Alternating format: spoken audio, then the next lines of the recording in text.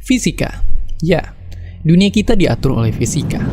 Gravitasi yang menarik seluruh planet di alam semesta, pesawat terbang bertonton yang bisa melayang dan tak jatuh dari langit, sepeda yang bisa terus melaju seimbang, semuanya diatur oleh fisika. Ya, bisa sebegitu luasnya karena fisika itu adalah ilmu yang membongkar bagaimana dunia alam semesta kita bekerja.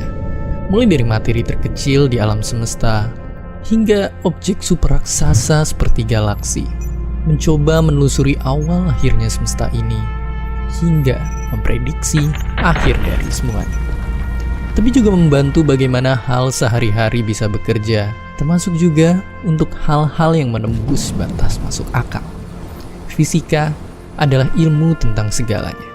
Selamat datang ke ilmu yang mengatur segala hal di dunia ini.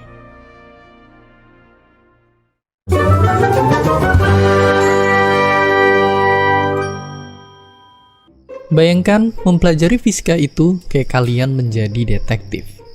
Dengan jejak-jejak yang ada, kita menelusuri kenapa suatu fenomena bisa terjadi. Begitulah cara Newton menemukan bahwa dunia ini diatur oleh kekuatan hebat tak terlihat bernama gravitasi. Ia hanya mencoba menjadi detektif, tapi kasusnya adalah alam semesta. Itu baru satu, masih banyak yang lain. Tapi alam semesta memang sudah begini apa adanya dari awal. Hanya kitalah yang perlu menemukan peraturan-peraturannya dengan terus mengikuti jejak-jejak misteri yang ada, seperti halnya Newton. Dengan semakin banyaknya peraturan alam semesta yang kita temuin, makin banyak teknologi yang bisa kita ciptain buat hidup kita. Tapi sebelum kita lanjut, coba jawab satu pertanyaan ini. Apa yang kalian bayangin kalau ngedenger kata sihir? Mungkin yang kalian bayangin tuh kayak begini. Tapi percaya nggak percaya, lewat fisika sebenarnya sihir beneran itu bisa diciptain. Wifi, GPS, atau telepon itu nggak kelihatan. Tapi hal yang nggak kelihatan ini bisa bikin kita ngomong telepati sama orang di bagian dunia lain tanpa ada sambungan apa-apa. Begitu halnya juga ratusan manusia yang bisa terbang kayak burung, atau kereta kuda yang bisa jalan tanpa kuda, atau sebuah benda yang bisa bicara. Itu semua adalah sihir. Dan ternyata yang menakjubkan adalah itu hanyalah bagaimana alam semesta bekerja. Lewat para detektif hebat dan senjatanya bernama fisika, kita berhasil menemukannya. Dan yang lebih menakjubkannya lagi, masih banyak lagi sihir yang belum kita temukan di alam semesta ini. Oke, jadi fisika itu luas banget. Tapi kalau mau belajar dari mana kita mulainya? Ayo kita mulai dari sini. Fisika klasik dengan tokoh pencetusnya Isaac Newton. Wilayah ini adalah yang paling sering diajarin di sekolah dan merupakan cabang fisika yang sangat berguna di keseharian kita. Lewat cabang-cabang ini, dunia ibarat mesin yang udah kita ketahui rahasianya. Segala hal di dunia ini bisa kita prediksi lewat fisika. Sampai tahun 1900-an, inilah batas bagaimana kita memandang alam semesta. Tapi lalu, hal misterius terjadi. Planet Merkurius mengitari matahari lebih cepat daripada yang seharusnya, begitupun juga banyak hal-hal aneh yang terjadi di skala sangat kecil. Para fisikawan menduga ada jejak yang menunjukkan bahwa ada sesuatu yang lebih besar di luar sana, sesuatu yang bahkan gak bisa dijelasin oleh fisika klasik. Para detektif fisikawan pun mencoba menelusuri jejak ini. Dan benar saja, mereka menemukan dua wilayah baru fisika yang belum terjamah dan super gila. Relativitas dan fisika kuantum. Relativitas ditemukan oleh sang jenius Albert Einstein. Teorinya ini begitu mengguncang dunia dan mengubah pemahaman apapun yang pernah kita ketahui tentang alam semesta. Jadi Einstein menemukan bahwa dunia kita itu bukanlah objek yang saling tarik-menarik, melainkan dunia kita itu ternyata bentuknya adalah seperti kain. Bayangin, ruang kosong itu adalah kain ini. Kalau kita naruh objek yang berat, maka kain kita akan ketekan dan jadi bengkok. Lalu karena bengkok, objek lain di sekitarnya akan jatuh tertarik dan menciptakan efek gravitasi. Kedengeran gak masuk akal? Itu baru permukaannya. Ternyata kain dunia kita ini terikat juga dengan waktu. Semakin kain atau ruang kita dibengkokkan, maka waktu akan berjalan lebih lambat di daerah sana. Untuk simpelnya, coba bayangin kalian lagi naik pesawat canggih terus ngelewatin ruang yang super bengkok. Kalian akan ngalamin waktu yang lebih lambat daripada lewat ruang yang lurus. Intinya, waktu itu bahkan ternyata bisa dibengkokkan dan dimanipulasi. Relativitas inilah yang berhasil memecahkan misteri permasalahan orbit Merkurius yang aneh sampai memungkinkan kita punya GPS yang super akurat. Tapi di medan lain, banyak para detektif juga menelusuri kebalikannya. Fisika kuantum menelusuri bagaimana dunia super kecil yang menyusun kita semua bekerja. Lagi-lagi yang mengejutkan, ternyata banyak hal tidak masuk akal terjadi di dunia yang super kecil ini. Contohnya, sebuah objek, yaitu elektron, bisa berada di dua tempat yang bersamaan, dan juga bisa punya dua wujud sekaligus. Ya, gila banget. Meskipun kedengarannya kayak film-film fiksi, tapi layar yang kalian lihat sekarang dan komputer yang merupakan basis peradaban modern, bisa lahir karena pengetahuan kita di dunia kuantum. Tapi lalu tantangannya di dunia super kecil ini, banyak peraturan di fisika klasik dan relativitas tidak bekerja. Ini menimbulkan permasalahan di mana pemahaman dunia kita masih kayak puzzle yang belum lengkap. Maka sampailah kita di jurang misteri alam semesta kita saat ini. Para detektif masih terus menemukan teori yang bisa menggabungkan segalanya. Belum ada yang berhasil hingga saat ini.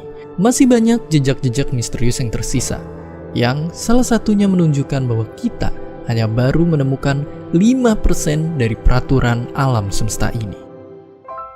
Jika kebanyakan detektif alam semesta adalah orang-orang luar, temui detektif semesta dari Indonesia. Pak Hussein Alatas ini mencintai fisika berkat guru SMP-nya yang mendeskripsikan fisika sebagai sebuah misteri yang besar. Lalu karena penasaran, ia akhirnya bahkan sampai beli dan membaca buku-buku fisika tingkat kuliah. Tentu saja ia tak paham saat itu, apalagi rumus-rumusnya. Tapi ia terus membaca dan membaca tanpa memusingkan satupun perhitungan. Karena begitu terpukaunya ia dengan misteri-misteri alam semesta ini yang belum terpecahkan. Dan di belakang buku-buku itulah Pak Hussein menemukan deretan nama. Deretan nama yang menginspirasi dirinya untuk menjadi detektif semesta yang hebat. Sampai ke SMA, di SMA juga masih terus punya passion mau ke fisika, ya. Terus jadi juga saya ketika beli buku itu karangan Pak Sutrisno namanya di ITB. Ya, jadi di belakangnya tuh ada nama beliau kan. Saya baca ini, wah lulusan Berkeley, ambil fisika nuklir. Wah, itu saya langsung berkhayal. Nah, satu saat saya harus seperti harus seperti beliau. Gitu ya. Nah, udah jalannya waktu SMA, ya rupanya takdirnya saya masuk ke fisika ITB. Nah, ketemulah orang-orang yang dari SMP itu saya sudah baca tulisan-tulisannya. Ya, saya bisa sebut lah, ada nama Pak Sutrisno tadi, ada Pak T. Holyong, ya, ada Pak Pantur Silaban. Ya, nah kemudian di ITB saya ketemu semua itu. Ya, nah ini kalau bahasa gaulnya apa? Dreams come true.